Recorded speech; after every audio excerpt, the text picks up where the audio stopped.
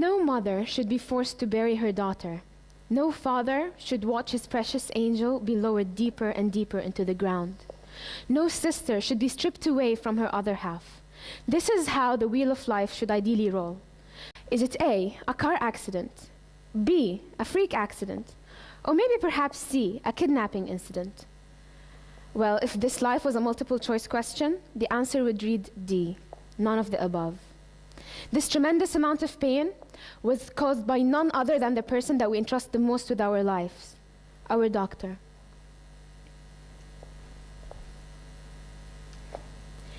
The corruption, dishonesty, and incompetency of the people working in this medical field nowadays have reached and beaten unbreakable limits and records. That is why I chose to speak upon this topic on this fine day, in order for me to address this issue and help put an end to it. Ironically, the path taken that led to such a tragedy was no other than the day that people consider the happiest day of their lives. The day that is considered and often viewed as the day that people start their new life together, their wedding day. Okay. My parents started their life together on the 5th of October of the year 2000. Still young, ambitious, and free, and looking into the future with expecting anything but death. But little did they know about the deceiving daggers of life.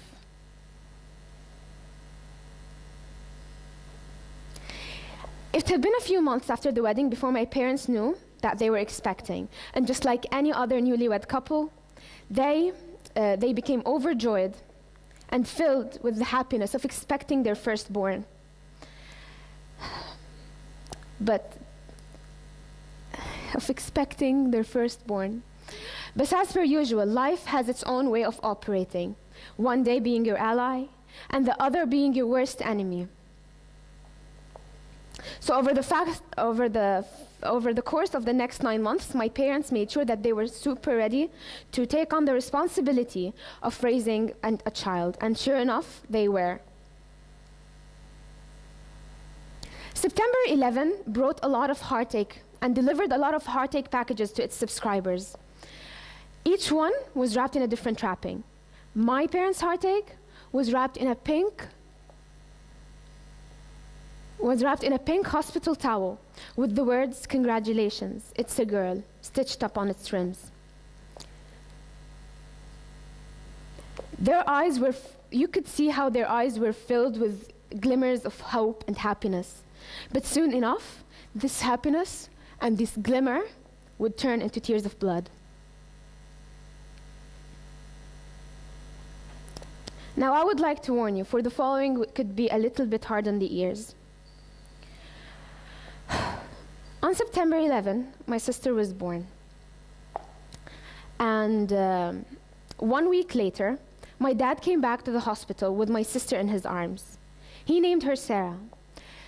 Sarah was still a 1-week-old baby.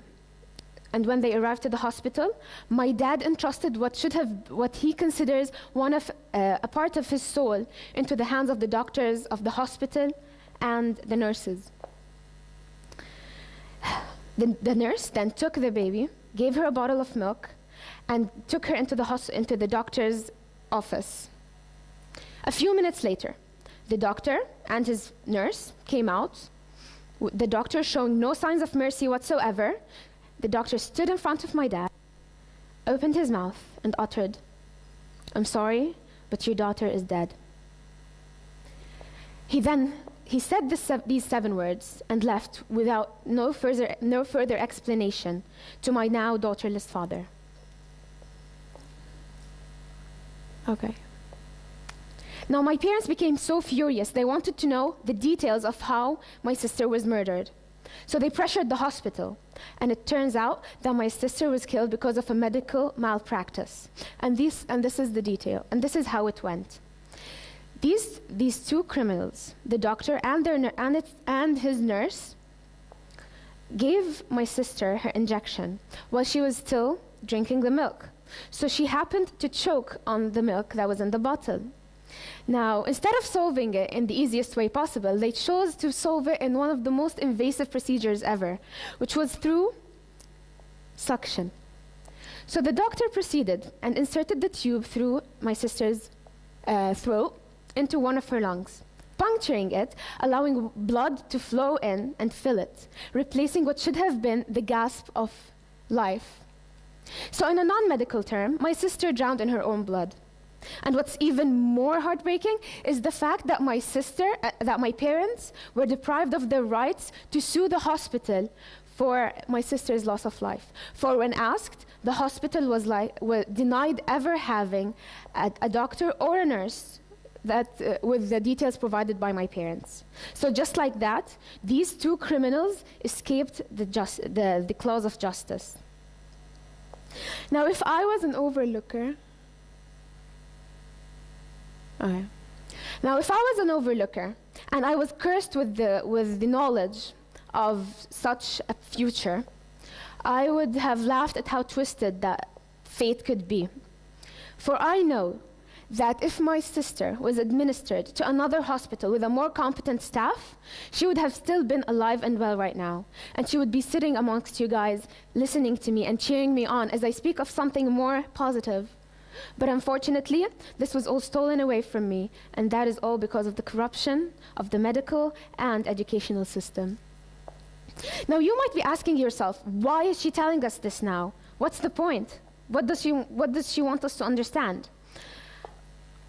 I'm here to call out all the professors who are graduating and passing students just because of their personal gain. I'm here to call out on the medical system who's corrupt enough to treat the lives of people as objects that they can steal so easily and hide the fact that they stole it, just so that they can avoid a lawsuit. You know what? No. I'm here to tell you, to suggest an even better way of preventing a lawsuit. How about we stop graduating people who know nothing about medicine, and we start hiring people who are more adequately fit for the positions? Thank you.